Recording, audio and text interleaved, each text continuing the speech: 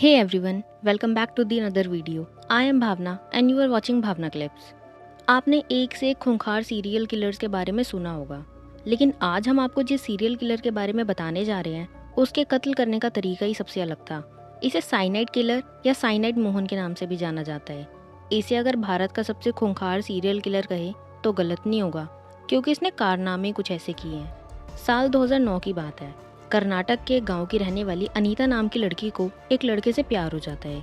दोनों शादी करना चाहते थे, इसलिए अनीता अपना घर बार छोड़कर लड़के के पास आ गई, क्योंकि लड़के ने अगले दिन मंदिर में जाकर शादी करने का वादा किया था। भागने के बाद दोनों रात को वे एक लॉज में ठहर गए, जिसे लड़के ने पहले ही बुक कर लिया था।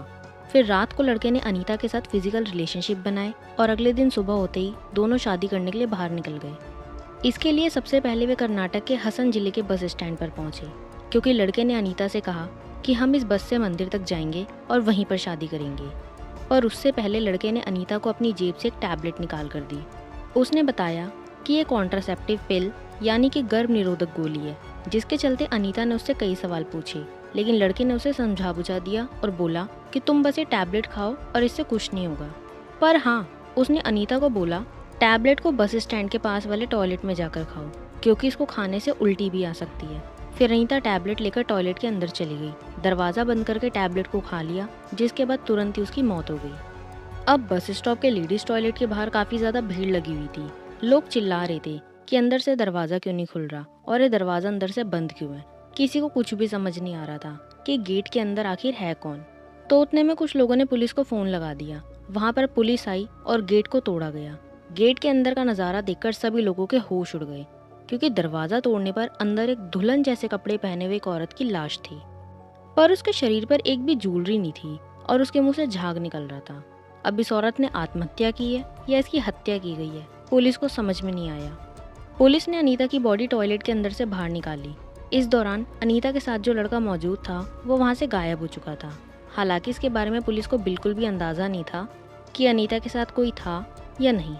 अब सवाल उठता है कि वह लड़का था कौन और अनीता की मौत कैसे हुई। दरअसल इसके पीछे एक लंबी कहानी है, जिसकी शुरुआत साल 2003 से हुई थी। वैसे ये मामला कोई नया मामला नहीं था, क्योंकि साल 2003 से लेकर 2009 के बीच कर्नाटक के कई बस स्टॉप के टॉयलेट में ऐसी कई अनजान औरतों की लाशें पाई गई थी।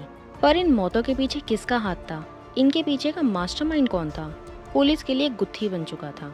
साल 2003 से लेकर 2009 के बीच दक्षिण कर्नाटक के 6 शहरों में अलग अलग बस स्टैंड के पास बने टॉयलेट से अभी तक 20 महिलाओं की लाशें मिली थी। इन सभी लाशों में कई सिमिलैरिटीज थी, जैसे कि सभी महिलाओं की लाश टॉयलेट के अंदर से मिली थी, सभी की उम्र 20 से 32 साल के बीच थी और सभी ने दुल्हन की ड्रेस पहन रखी थी।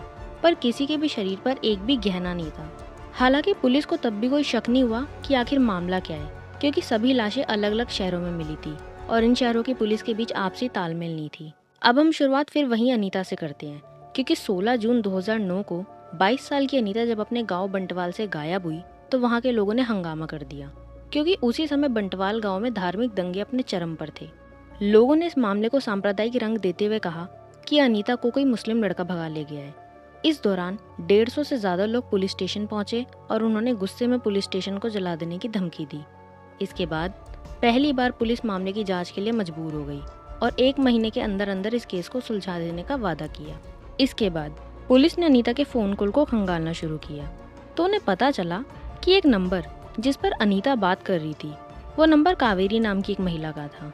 तो पुलिस कावेरी का नंबर निकालकर उसके घर पहुंची। वहां जाकर उन्हें पता चला कि कावेरी तो कई महीनों से गायब है।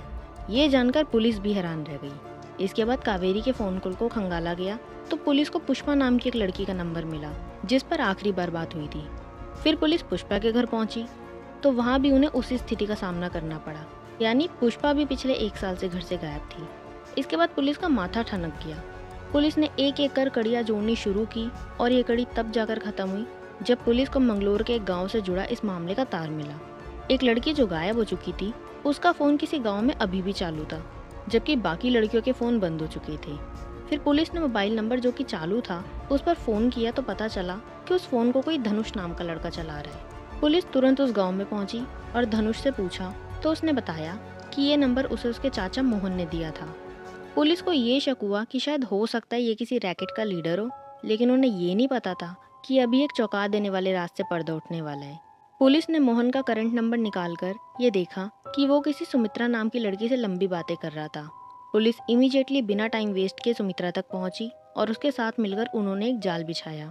सुमित्रा के जरिए मोहन की लोकेशन को ट्रेस कर लिया गया और पुलिस ने उसको मंगलोर के एक घर से अरेस्ट कर लिया। हालांकि मोहन की चुप्पी तोड़ना पुलिस के लिए बहुत ज़्यादा मुश्किल नहीं था, पर मोहन के काले चिट्ठों को समझना काफ़ी मुश्किल और शॉकिंग था। मोहन को अरेस्ट करने के बाद पुलिस ने उससे इन्वेस्टिगेशन शुरू कर दी, जिसमें पता चला कि मोहन कुमार विवेकानंद का जन्म भारत के कर्नाटक शहर में 1963 में हुआ था। मोहन कुमार 1980 से लेकर 2003 तक एक स्कूल टीचर था। मोहन ने 3 बार शादी भी की थी, जिसमें उसकी पहली बीवी मैरी उसी की एक स्टूडेंट थी। फिर इन दोनों में किसी वजह से डिवोर्स हो गया और मोहन ने मंजुला और श्रीदेवी नाम की महिलाओं से शादी कर ली। मोहन हफ्ते में कुछ दिन मंजुला के साथ रहता था और कुछ दिन श्रीदेवी के साथ। इन्वेस्टिगेशन के दौरान ये पता चला कि मोहन की एक कोवर्कर 2003 में मंगलोर के पास नेत्रावती नदी में गिरकर मर गई थी। गिरने से पहले वो उसी नदी के किनारे मोहन के साथ बात करती हुई देखी गई थी और इस चीज के बारे में पता चला जब एक मछुआरे ने जांच के दौरान ये बयान दिया कि मोहन ने ही उस औरत को नदी में धक्का देकर गिरा दिया था। दूसरी तरफ मोहन का ये कहना था कि वो औरत उससे शादी करने की जिद कर रही थी। मना करने के बावजूद भी उसने मोहन का पीछा नहीं छोड़ा। इसी बात को लेकर दोनों में नदी किनारे झगड़ा हो गया। तभी उसका पैर फिसल गया और वह नदी में गिरकर मर गई। लेकिन मोहन ने उसे बचाने की कोशिश क्यों नहीं की? ऐसे कई सवाल उठे और मोहन के खिलाफ गवाह होने की वजह से उसे गिरफ्तार कर लिया गया। इस दौरान ये पता चला कि मोहन जब जेल में था तो उसकी मुलाकात एक सुनार से हुई थी। पूछने पर मोहन को ये पता चला कि वे सुनार इसलिए पकड़ा गया था क्योंकि उसने गहने साफ करने के लिए जो साइनाइड सॉल्यूशन, जो कि एक तरीके का पॉइजन होता है, उसका यूज करके ऐसे ही खुले में डिस्पोज कर दिया था। इसी वजह से दर्जन भर से ज्यादा जानवरों की मौत हो गई थी क्योंकि उन जानवरों ने गलती से साइनाइड सॉल्यूशन को खा लिया था। मोहन को हैरानी हुई कि सुनार ऐसी भी कोई चीज का इस्तेमाल करते हैं जिससे कुछ ही पलों में किसी की जान जा सकती है। तो कस्टडी में रहते हुए मोहन ने कन्फेस किया कि उसने 20 से ज्यादा औरतों की हत्या इसी साइनाइड सॉल्यूशन से की। मोहन ने पुलिस को बताया कि कैसे हर बार वो अपने दिमाग का यूज करके ऐसी औरतों को टारगेट करता था जो 20 से 30 साल के बीच की होती थी और छोटे गांव में रहती थी। ये वैसी औरतें होती थी जिनकी शादी दहेज की वजह से या पैसे ना होने की वजह से नहीं हो पा रही थी। मोहन ऐसी औरतों से पहचान बनाता था और उनके क्लोज आने की कोशिश करता था। धीरे धीरे जब दोनों में दोस्ती बढ़ जाती तो उनको शादी के लिए प्रपोज करता था। मोहन अपनी कन्वीनियंस के हिसाब से अपने आप को इन महिलाओं से अलग अलग नाम से इंट्रोड्यूस कराता था और खुद को एक सरकारी ऑफिसर बताता था, जिससे कि उनकी फाइनेंशियल कंडीशन पर कोई भी औरत सवाल ना उठा पाए। इतना ही नहीं, पेशे से एक समय में टीचर होने की वजह से मोहन का दिमाग काफी ज्यादा तेज था। वो एकदम फुल प्रूफ प्लानिंग के साथ औरतों का शिकार करता था। मोहन उनकी कास्ट के बारे में भी बहुत ज़्यादा इन्फॉर्मेशन रखता था और अपने आप को भी उन्हीं की कास्ट का बताता था, जिससे वो औरतों का भरोसा काफ़ी आसानी से जीत लेता था। थोड़े दिन तक वो पहले इन महिलाओं से बातचीत करता था और उनके साथ जीने मरने की कस्में खाता था। फिर उन महिलाओं से कहता था कि चलो हम भागकर शादी कर लेते हैं। मोहन ने उन्हें इस तरीके से मैनिपुलेट किया होता था ना कि वो शादी के लिए मना ही नहीं कर पाती थी, और जो नहीं मानती थी उन्हें वो यही कहता था कि पहले हम शादी कर लेते हैं, उसके बाद तुम्हारे परिवार को मनाना भी आसान हो जाएगा। अब ये सोचकर वो औरतें उसके साथ शादी करने के लिए मान जाती थी। मोहन उनसे अपने गहने और कुछ पैसे लाने के लिए बोलता था। वो उनसे कहता था कि शादी करने और घर बसाने के लिए उसकी जरूरत होगी। मोहन उन्हें शाम को मिलता था और रात बिताने के लिए उनके घर से दूर किसी होटल में ले जाता था।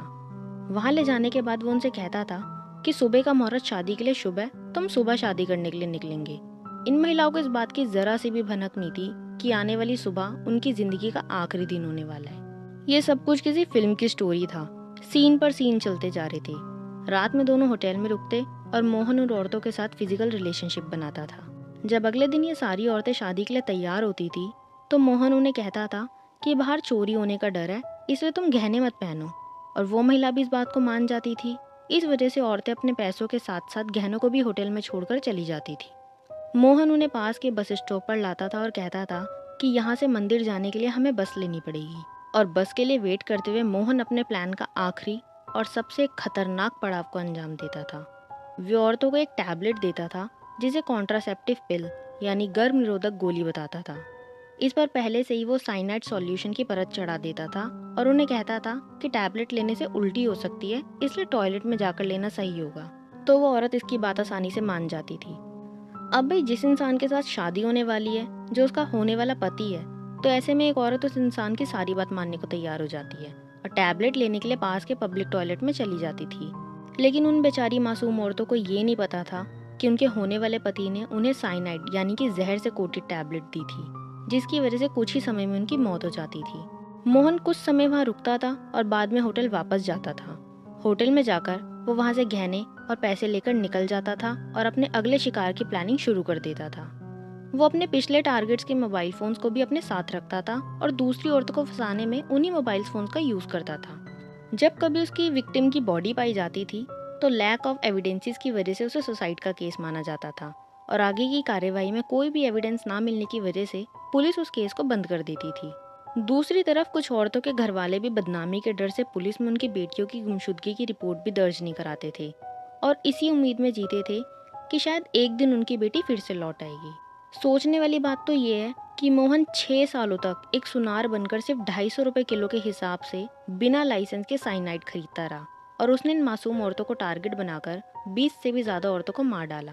मोहन के कन्फेशन के बाद पिछले कुछ सालों में रिपोर्ट हुई ऐसी अनसॉल्व केसेस की फाइल रीओपन की गई, जिसमें 20 केसेस के पीछे मोहन का हाथ होने का सबूत मिला। जब सेशन कोर्ट में मोहन का ट्रायल शुरू हुआ तो कोर्ट में उसने अपने गुनाहों को अपनाने से मना कर दिया। इसमें सबसे हैरानी वाली बात तो ये थी कि मोहन कुमार अपना केस बिना कोई वकील हायर किए खुद ही लड़ रहा था। मोहन के बयान हर वक्त बदलते रहते थे और वो ये कहता था कि उसने उन औरतों को नहीं मारा बल्कि उन्होंने सुसाइड किया था, क्योंकि मोहन ने उनसे शादी करने के लिए मना कर दिया था। मोहन ने अपने पूरे जी जान से इस केस को खींचने की कोशिश की और ये केस काफी समय तक खिंचता भी रहा, लेकिन 40 से ज्यादा विटनेस, 80 से ज्यादा एविडेंसेस और साइनाइड पॉइजन की कुछ बॉटल्स मोहन के पास बरामद हुई। इन बेसिस पर कोर्ट ने उसे उसकी सजा सुनाई। मोहन को कुछ केसेस में उम्र कैद के साथ हजारों रुपए के जुर्माने की सजा सुनाई गई और कुछ में उसे फांसी की सजा भी दी गई। हालांकि दिसंबर 2013 में मंगलोर की फास्ट ट्रैक कोर्ट ने उसे 20 महिलाओं की हत्या का दोषी माना और फांसी की सजा सुनाई। बाद में इसकी फांसी की सजा को बदलकर आजीवन कारावास में बदल दिया गया। मोहन आज भी हर दिन लॉ की किताबें पढ़ता है और अपनी सजा को कम करने के उपाय ढूंढता रहता है। पर फिलहाल साइनाइड मोहन बेलगावी में हिंडालगा सेंट्रल जेल में आजीवन कारावास की सजा काट रहा है। पर अब यहाँ पर सवाल ये उठता है कि इतनी मुझे सिर्फ एक इंसान का हाथ था, फिर भी वो पुलिस की नज़रों से बचता रहा। यहाँ पर पुलिस की नाकामयाबी नजर आती है, क्योंकि अगर पुलिस इन केस पर थोड़ा सा ध्यान देती और आपस में कोऑर्डिनेट करने की कोशिश करती तो इनमें से कुछ लड़कियों की जान बच सकती थी।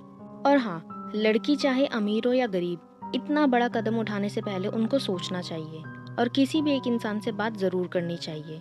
अगर वे मोहन की बातों में ना आकर अपने घर वालों से बात करती तो हो सकता है कि उसके घर वाले उसकी शादी करा देते।